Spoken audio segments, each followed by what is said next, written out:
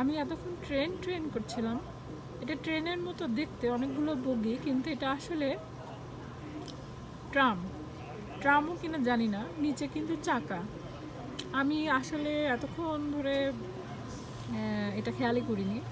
তো বেসিক্যালি এটা রাস্তায় চলে, কোনো ট্রেন লাইনের দরকার নেই, কিন্তু এটা হচ্ছে ট্রেনের মতো দামি, খুব ঝিকঝিক বাচ্চাদের জন্য। আমার খুবই পছন্দ হয়েছে, আমি একদিন আসবো। আপনারা যদি কখনো এই শহরে বেড়াতে আসেন, ট্যুরিস্ট ইনফরমেশন তো এখান থেকে পাবেনই, আর ট্যুরিস্ট গাইড হিসেবে আমাকে পাবেন। ট্রেনে কোনো যাত্রী নেই। আমার মনে হচ্ছে যে কাজ যদি না থাকতো তাহলে হয়তো আমি নিজে গিয়ে উঠতাম, কিন্তু আমাকে এখনও কাজ করতে হবে। তারপরে ছুটির দিনে চিন্তা করবো, কোনো উইকেন্ডে।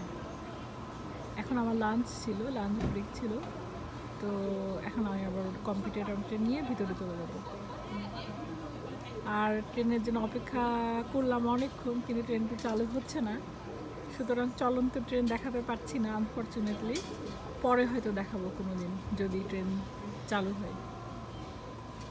আজকে এ পর্যন্ত এই যে ট্রেন চালু হয়েছে, এখন আপনাদেরকে দেখাচ্ছি ট্রেন চালু হয়ে গেছে। ট্রেন ভুল বলেছি, ট্রেনের মতো দেখতে, কিন্তু এটা একটা ট্রাম।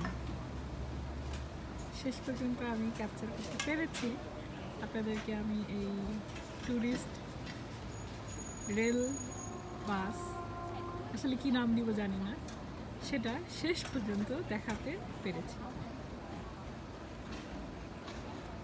খুব সুন্দর। আমি চড়বো আসলে একদিন।